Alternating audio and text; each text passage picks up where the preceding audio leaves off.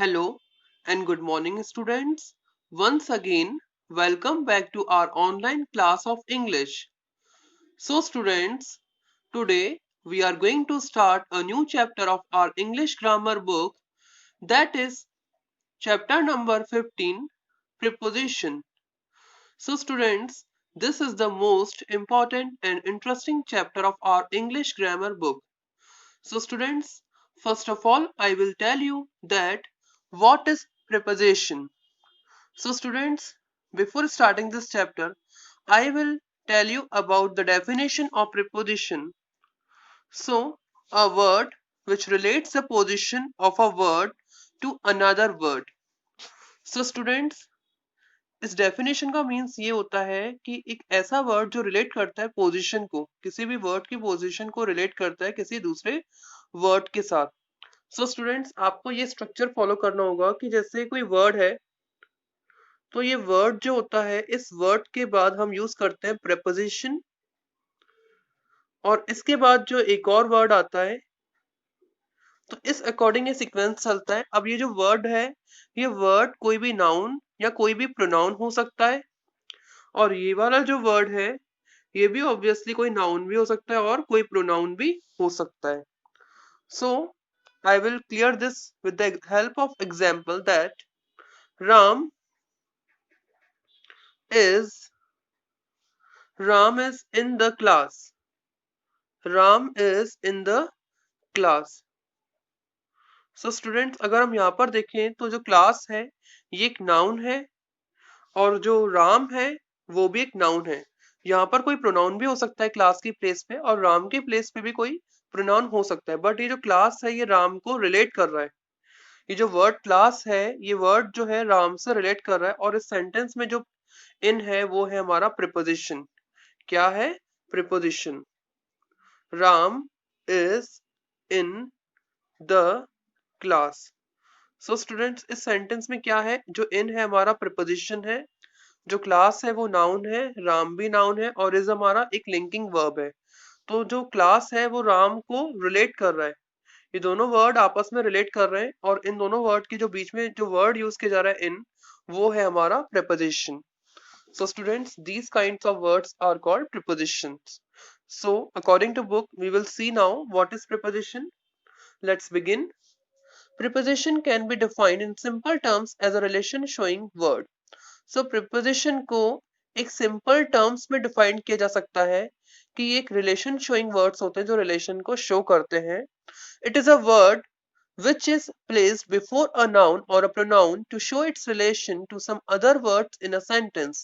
ये एक ऐसे word होते हैं जिन्हें noun या pronoun से पहले रखा जाता है ताकि वो किसी भी sentence में किन्हीं दूसरे words के साथ relationship को show कर सकें. Simply put, it is used to show the relationship between noun and other part of a sentence. It means कि इनका use जो होता है वो noun और एक सेंटेंस में दूसरे जो वर्ड्स यूज किए जाते हैं उनके बीच के रिलेशनशिप को शो करने के लिए किया जाता है. Now given below a list of commonly used preposition. तो यहाँ पर कुछ कॉमनली यूज्ड प्रीपोजिशंस दिए हुए हैं, ये पूरी लिस्ट है प्रीपोजिशंस की. above, along, about, among, below, beneath, beside, after, before, between, unless, until, till, with, to, are, over, next, near, like, from, inside, into, outside, through, until, except, down, despite, concerning. So these words are the prepositions. So in the students, इस chapter में हमें preposition के uses के बारे में पढ़ना है, क्योंकि जो हमसे questions पूछे जाएंगे एग्जाम पेपर में वो हमको इनके uses से ही पूछे जाएंगे कि किस preposition को हमको कहाँ put करना है. So you have to concentrate about the rules of the chapter. So students, now we will discuss about the kinds of preposition. So prepositions are classified into 5 kinds depending upon their uses. So they are, it means कि students prepositions को 5 kinds में उनके uses के base पर classify किया जाता है, जो इस प्रकार है. The first is simple preposition, the second is double preposition, the third is compound preposition, the fourth is participle preposition, and the fifth is phrase preposition. So one by one we will understand the preposition. The first is simple preposition. So simple prepositions are single word prepositions such as in, on, at, to, by, with, for, from, of, up, etc. So simple prepositions single word preposition होते हैं जो single word के form में use किए जाते हैं, जो इस प्रकार है जैसे इन हो गया, ऑन हो गया, टू हो गया, बाय हो गया. These are the simple preposition. Now the second is double prepositions. So name से ही क्लियर है, double preposition certain contain two words such as due to, next to, as regards, from behind, from within. So double preposition नाम से ही clear होता है कि double prepositions जिसमें दो वर्ड्स कंटेन हो उसे हम डबल प्रीपोजिशंस कहते हैं, जैसे due to, next to. Okay. So now the third type of preposition is compound prepositions. So what is compound preposition? So compound prepositions contain a group of words or phrases formed by prefixes such as. So compound prepositions में group of words होते हैं या phrases होते हैं जो prefix के through form होते हैं, जो इस प्रकार है about, beside, between, before, after, inside, outside. So these are the compound prepositions. Okay. So students, now the fourth kind of preposition is participle preposition.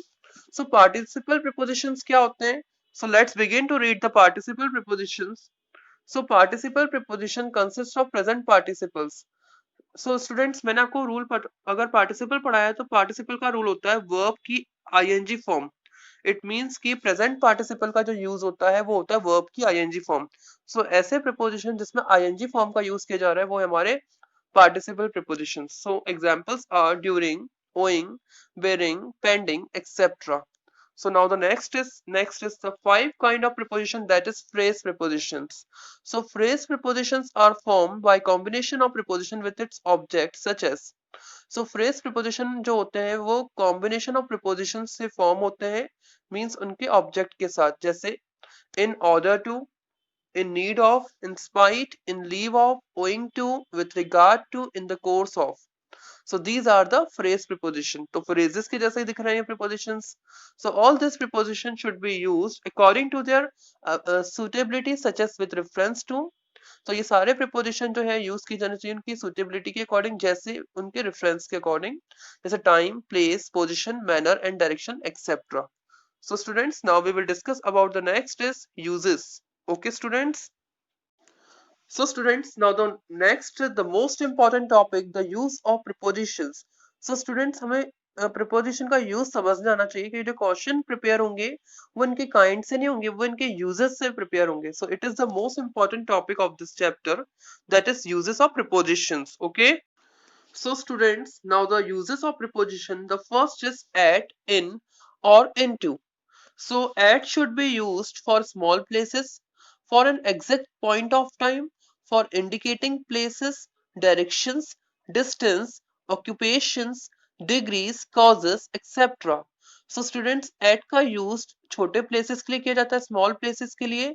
जब भी हम small enclosures की बात करते हैं तो हम लोग at का use करते हैं, और बड़े enclosures की बात करते हैं तो इनका use करते हैं. Suppose करिए मैं ग्वालियर में रहता हूँ और समाधि कॉलोनी में रहता हूँ. सो समाधि कॉलोनी जो है वो ग्वालियर का ही पार्ट है. इट मीन्स कि समाधि कॉलोनी जो है वो स्मॉल एनक्लोजर होगा, ग्वालियर बड़ा एनक्लोजर होगा. तो I live at Samadhi colony in Gwalior. So इस अकॉर्डिंग हम सेंटेंस का यूज करेंगे, I live at Samadhi colony in Gwalior. So at का use exact point of time के लिए भी होता है, प्लेसेस को इंडिकेट करने के लिए होता है, डायरेक्शन, डिस्टेंस, ऑक्यूपेशंस, डिग्री और कॉजेस को इंडिकेट करने के लिए किया जाता है. So examine the following sentences. The first is she is at the stop. She is at the bus stop. Small place है. Our guest came at the night time. तो टाइमिंग के लिए भी at का यूज किया जा रहा है. Now the third sentence is the aeroplane will land at 6 o'clock. Exact time है 6 बजे आएगा, तो exact time के लिए भी हम at का यूज करते हैं. Now the fourth is the car was going at top speed. Degree बता रहा है कि कितनी स्पीड है उसकी, तो इसके लिए भी हम at का यूज करेंगे. Now the next is look at that tower. Direction बता रहे हैं कि उस टावर की तरफ देखो, तो एट का यूज करेंगे. We play with colour at Holi. Name of the festival के साथ भी एट का यूज किया जाता है. ऑक्यूपेशन के साथ भी करेंगे, he is at the top most in the company. तो ऑक्यूपेशन के साथ भी आ रहा है. She stood at 5 meters from the pole. तो डिस्टेंस के लिए भी हम लोग एट का यूज करते हैं. Now in should be use for countries, places, period of time and verbs expressing rest. तो इनका यूज कंट्रीज के साथ, प्लेसेस के साथ, पीरियड ऑफ टाइम के साथ वर्ब एक्सप्रेसिंग, जो वर्ब ऐसे जो रेस्ट को बताते हो, जो कोई भी चीज जब रेस्ट में हो तो ऐसी कंडीशन में भी हम लोग इनका यूज करते हैं, मतलब वो मूव नहीं कर रही हो ऐसी कंडीशन में। So study the following example, he will come back in a month, तो पीरियड ऑफ टाइम के लिए भी हम लोग इनका यूज कर रहे हैं। Okay, now the second is they live at Chennai in Tamil Nadu. Okay students, so students हमने देखा कि फर्स्ट जो पीरियड ऑफ टाइम के लिए हम लोग यूज कर रहे हैं, इनका यूज कर रहे हैं कि वो 1 महीने में वापस आ जाएगा। सेकंड सेंटेंस जो है मैंने आपको बताया था कि स्मॉल एनक्लोजर के लिए हम लोग इनका यूज करते हैं, सॉरी स्मॉल एनक्लोजर के लिए एट का यूज करते हैं और बड़े एनक्लोजर के लिए इनका यूज करते हैं। तो सेकंड सेंटेंस उसी का एग्जाम्पल है, दे लिव एट चेन्नई इन तमिलनाडु। तो तमिलनाडु बड़ा एनक्लोजर है, चेन्नई छोटा एनक्लोजर है, मतलब तमिलनाडु का पार्ट है वो, इसलिए जो पार्ट होता है उसके साथ एट का यूज करेंगे और बड़े एनक्लोजर के लिए इनका यूज करेंगे। There was no oil in the lamp, तो एक स्टेबल रेस्ट की पोजीशन में, इसलिए हम इनका यूज कर रहे हैं। Now the into, into should be use with verbs that denote movement, तो जब भी मूवमेंट की बात आती है तो हम लोग इनटू का यूज करते हैं। जैसे मैं बोलूं, जैसे रेस्ट की बात आती है तो हम लोग इनका यूज करते हैं, जैसे I am in the class, I am in the class, तो मैं क्लास में हूं तो मैंने यूज किया इनका। लेकिन मैं लिखूं आई वेंट इनकी इनटू, इनटू द क्लास, क्योंकि यहाँ पे मूवमेंट हुआ, तो जब भी मोशन या मूवमेंट की बात आती है तब हम क्या यूज करते हैं, इनटू का। तो पहले और दूसरे सेंटेंस में डिफरेंस क्या है, पहला रेस्ट की कंडीशन में है कि वो स्टेबल है क्लास में, और जो सेकंड सेंटेंस है वहां पर मोशन की बात आ रही है, मूवमेंट की बात आ रही है, तो इसलिए हम क्या यूज करेंगे, इनटू का यूज करेंगे। तो सेकंड एग्जांपल है the boy dived into the river. Now the second is by and with, so by and with का यूज देखेंगे, by should be use with the doer of an action, तो by का use doer of an action के साथ use किया जाता है, और विथ का use, with should be use before the instrument of an object, तो किसी भी इंस्ट्रूमेंट, किसी भी एक्शन के जो इंस्ट्रूमेंट के पहले हम लोग विथ का यूज करते हैं। For examples, current is measured with an ohm meter, तो ओम मीटर है एक इंस्ट्रूमेंट है जिसके साथ करंट को मेजर किया जाता है। The lion was killed by the Hunter with a bullet, तो सेकंड वाला सेंटेंस में बाय का यूज कर रहे हैं क्योंकि हंटर के द्वारा, किसी के द्वारा कोई काम किया जाता है तो हम बाय का यूज करते हैं। Okay students, now the next rule is, the third number rule is between and among. So students ये रूल बहुत ज्यादा आपको ध्यान से सुनना है, क्योंकि जो क्वेश्चंस प्रिपेयर की जाएंगे इस चैप्टर में से, तो वो इन रूल्स के बेसिस पे होंगे, इनके एग्जांपल्स को भी आपको अच्छी तरीके से गो थ्रू होना है। Okay students, the first is between, तो बिटवीन और अमंग को देखेंगे हम। So students, between should be used for two person or things or units, and among should be used for more than two person or things. It means कि between का use दो person, दो things और दो units के लिए किया जाता है, मतलब दो लोगों के लिए अगर यूज करना है तो हम लोग between का यूज करेंगे, और among का यूज दो से ज्यादा person और दो से ज्यादा चीजों के लिए किया जाता है, मतलब more than two के लिए हम लोग यूज करते हैं among, और दो जनों के लिए यूज करते हैं between। For example, distribute these apples among children, तो एप्पल्स को डिस्ट्रीब्यूट कर दो इन बच्चों में, मतलब दो से ज्यादा की बात हो रही है।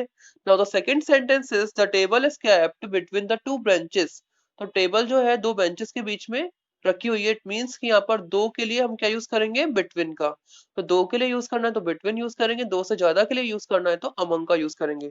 Now the next also most important rule, that is beside and besides, ये बहुत इंपॉर्टेंट रूल है, सो ध्यान से सुनिए। beside stands for by the side of and besides stands for in addition to, तो पहले वाले का जो हिंदी मीन्स होता है वो होता है के बगल में, beside का मतलब होता है के बगल में, by the side of, और besides का मतलब होता है in addition to, मतलब के अलावा।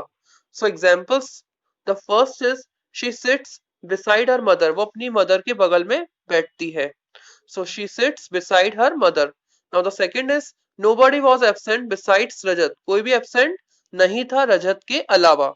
Okay students, now the next 5 number rule, that is since and four. So since indicates a point of time and for indicates a period of time.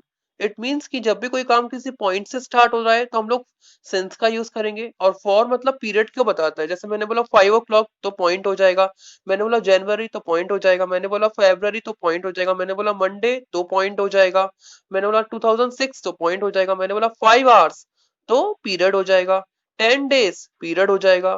For example, it has been raining since 5 o'clock, so you can also use it for since last year, since morning, since 23rd January, since winter, etc.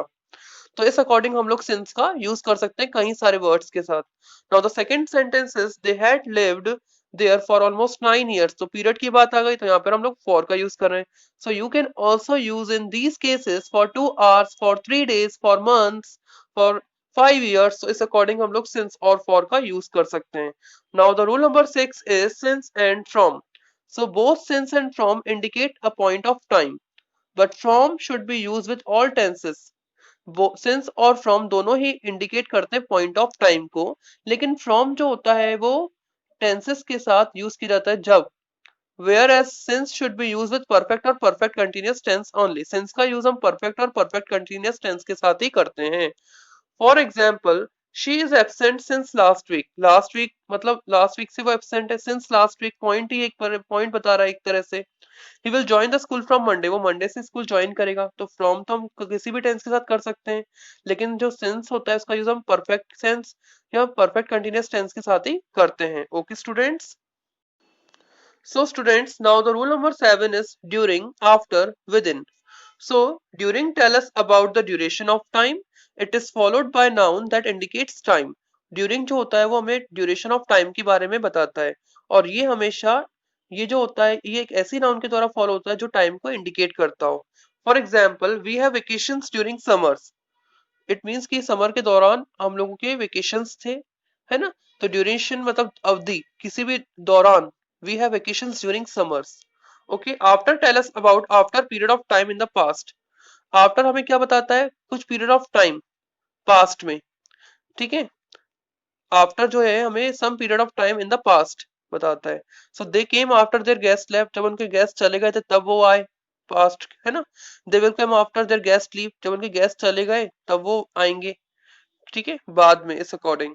और जो with in होता है, within should be use to express the completion of work before the end of period of time.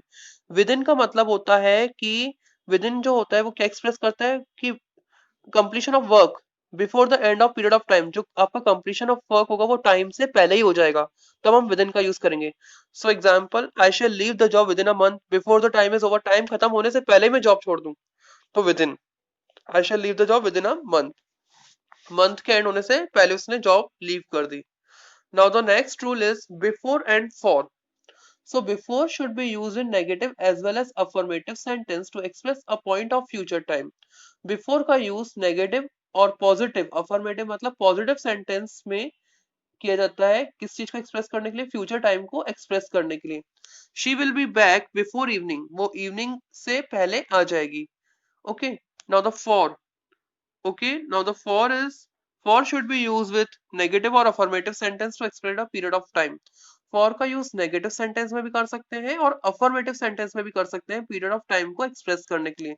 They will stay with us for 3 weeks.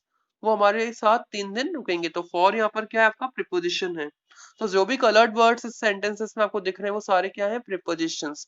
Now the next rule number 9, after and behind. After tell us about time. After हमें time के बारे में बताता है, and behind tell us about places as well as time. लेकिन जो behind होता है वो हमें प्लेस और टाइम दोनों के बारे में बताता है.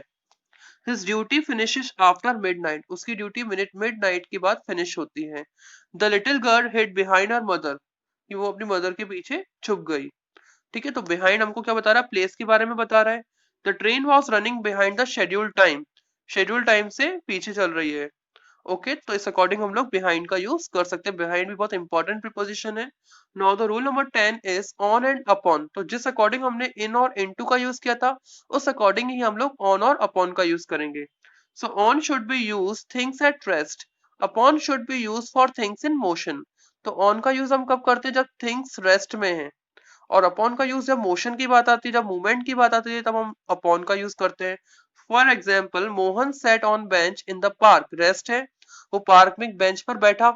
इट मीन्स की रेस्ट की पोजिशन है, कोई मूवमेंट नहीं हो रहा है. The lion sprang upon the deer. Lion ने डियर पे झपट्टा मारा, स्प्रैंग किया, उसके ऊपर झपटा, तो मोशन हुआ. तो मोशन की जब भी बात आती है हम लोग यूज करते हैं अपॉन का. Okay, so now the rule number 11 is through and through out. These words means from beginning till the end. In words का यूज बिगिनिंग से लेकर एंड तक इस सेंटेंस को एक्सप्रेस करने के लिए किया जाता है. For example they work through out the night, उन्होंने रात के शुरू होने से रात के खत्म होने तक काम किया. They work through out the night.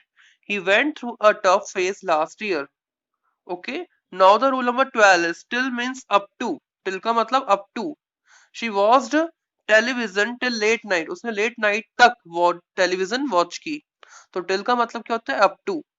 Now the 13 number is by stands for not later than. By का मतलब होता है और ज्यादा देर तक नहीं. His father will be here by the evening.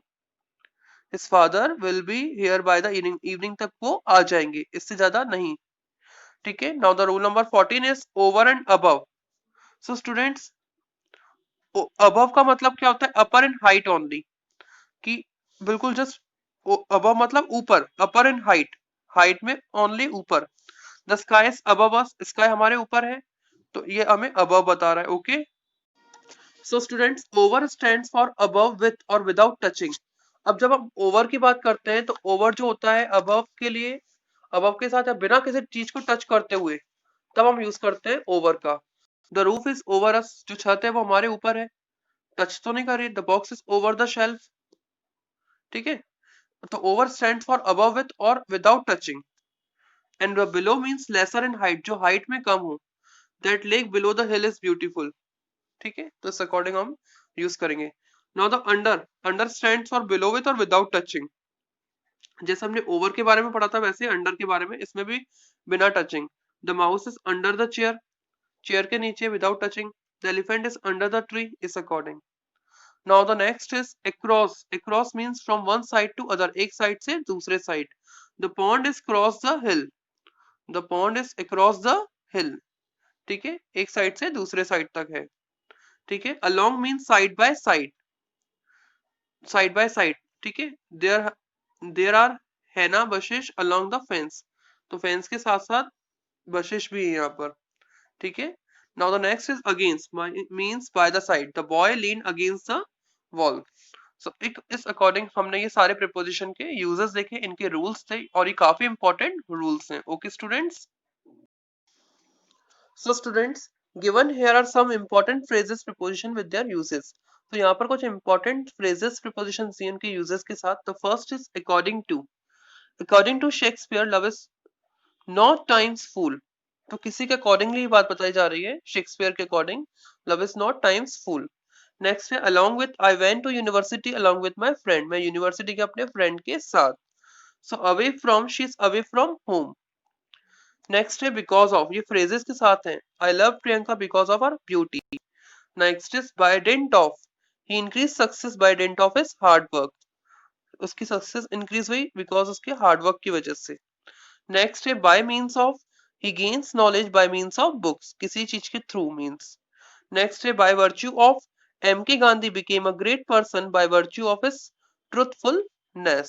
So इन्हीं के साथ ये फिक्स्ड प्रीपोजिशन है, इनके ये से अकॉर्डिंग यूज किए जाते हैं. Okay students. So students, now the eighth is for the sake of. So there are certain people in society who can do anything for the sake of money.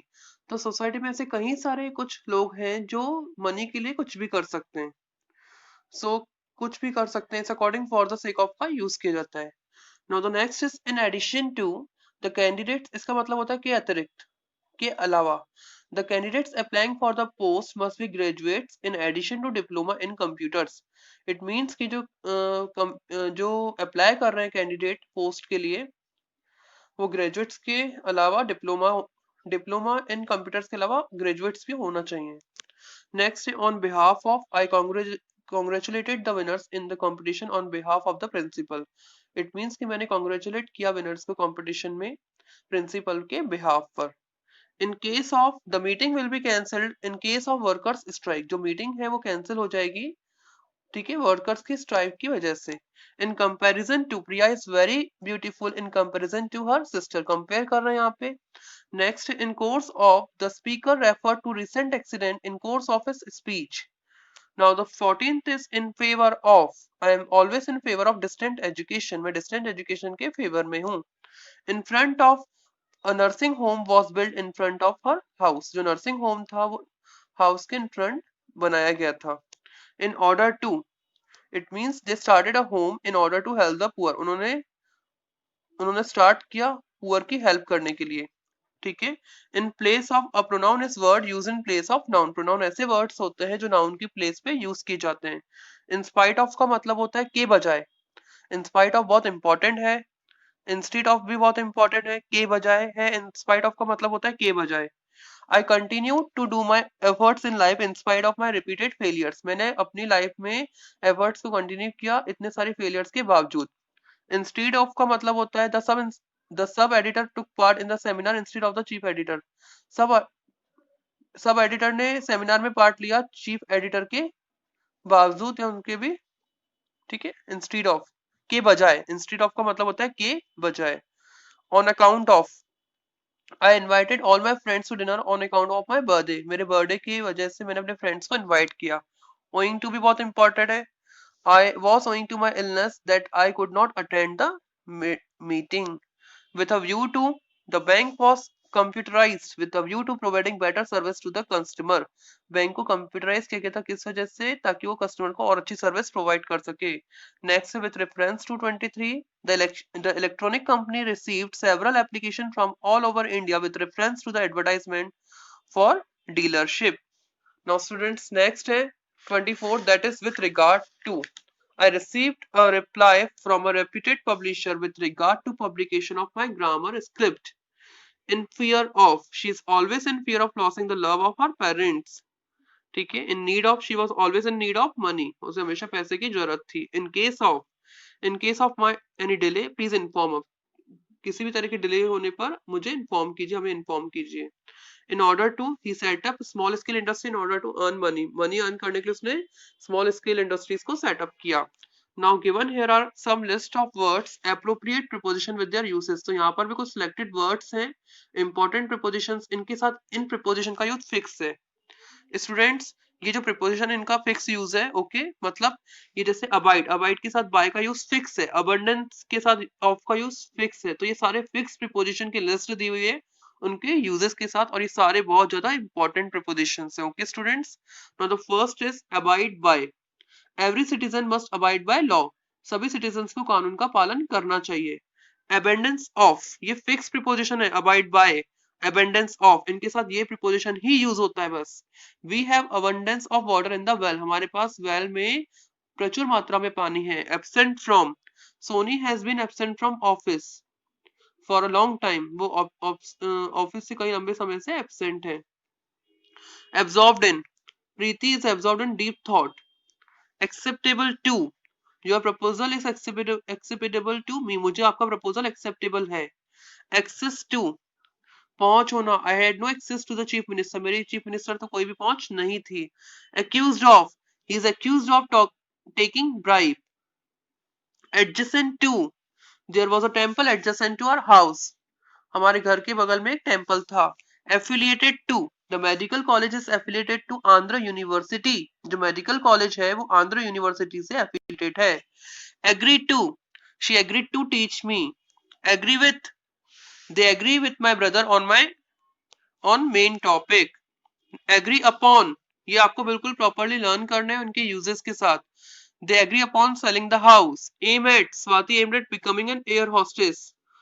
Air hostess बनने का उसका उद्देश्य है। Alight from, the passengers alighted from the bus. Amazed at, we were amazed at child's excellent memory. बहुत ज्यादा चकित थे child की excellent memory पर। Anxious about, my brother was anxious about my health. मेरी हेल्थ के लिए मेरी जो मदर है वो एंशियस थी, मींस चिंता में थी। Apologize to, माफी मांगने के लिए यूज किया जाता है। She apologized to me for her rude behavior. उसने मुझसे माफी मांगी उनके rude behavior के लिए। Okay, now the next is appeal to. I appeal to bank manager for a loan. Aptitude for, I have developed a good aptitude for literature. Aware of, we must be aware of fundamental duties. हमें fundamental duties के लिए aware होना चाहिए। Bear with, I could not bear with her cruelty. Believe in, I believed in the principle of hard work. Beneficial to, newspaper are beneficial to society. Society के लिए beneficials होते हैं। Call on, the PM called on the president yesterday. Close to, she is very close to me. Close by, we live close by a post office. Close down, so they closed down the showroom in the Hyderabad. Came across, We came across many villages on our journey. So these are the fixed preposition. इनका use हमेशा इनके साथ ही किया जाता है, इनके uses के साथ. तो इनको बिल्कुल आपको इसके अकॉर्डिंग ही याद करना है. Comply with, the government complied with the employees demand. Confident of, I am confident of achieving my goals in life, means कि मैं अपने लाइफ में गोल्स को अचीव करने के लिए कॉन्फिडेंट हूँ. Congratulate on, we congratulated Ravi on his getting a scholarship. Conversant with, I am conversant with teaching English. Depend on, depend के साथ on का ही use fix है. It is meaningless to depend on politicians for help. Deprive of, deprive के साथ हमेशा of का ही use होता है, फिक्स्ड है. No one wants to deprive of his freedom of speech. कोई भी अपनी फ्रीडम ऑफ स्पीच से डिप्राइव नहीं होना चाहता, वंचित नहीं होना चाहता. Disagree with, she disagree with me on diary issue. Dispose of, we dispose of our old house, छोड़ देना बिल्कुल. Disgusted with, we were disgusted with the hardship in life. Next है ही ड्यू टू, ये बहुत इंपॉर्टेंट है. He failed in life due to his laziness, वो अपनी लेजीनेस की वजह से अपनी लाइफ में फेल हो गया. So these are the uses of preposition and these are the fixed preposition to use. ये सारे fixed preposition रहते हैं. So students, it was important chapter. In the next video we will discuss the exercise of the chapter. Okay students.